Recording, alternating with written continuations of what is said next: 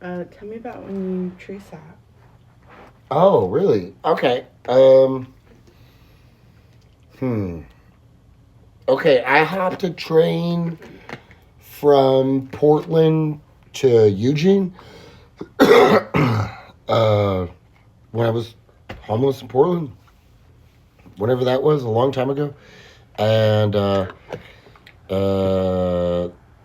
this guy told me he was like, yeah, you could you could sit in these trees and protect them, which was great because I was kind of like on like strike, like hoping that like my homelessness would fight capitalism or something. So this was actually like a real like protect the forest, like do something. So we sat on the forest floor for 2 weeks. Have a lot of coffee, and like potatoes or something. But then you finally they let you go up there, and you scale the rope and you go up in the treehouse. And I was in this treehouse for a couple weeks. I had to get back because I had a girlfriend at the time.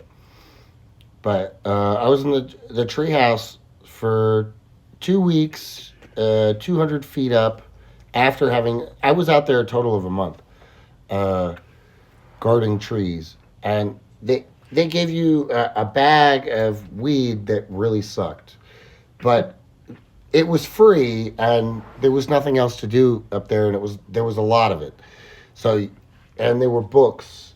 There was the Motorcycle Diaries by Che Guevara. I read that one. Anyway, and they had this rope, like you could climb out like to the next tree, and then just climb around on it. But I was refused to do that. But they took me like to there was uh, an even higher. It was two trees, and they built a tree house between them, and it was like 300 feet up or something, and they had this really fun thing that there was a pit in the center, and when you walked, you would just fall into a hole with a net. I guess the only other thing I have to say about that was this girl.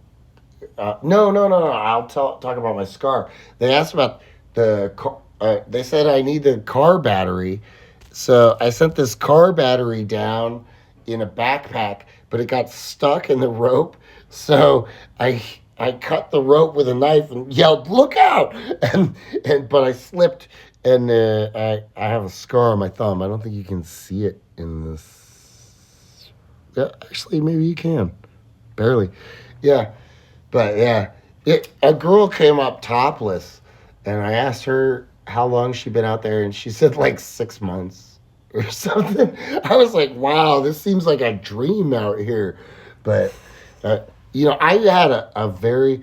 The last thing I'm gonna say is if you ever do something like this, like go live in the woods, be careful. Don't jump right back into society because it's very jarring, like cars and people and stuff.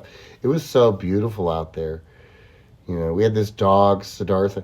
There, I forget.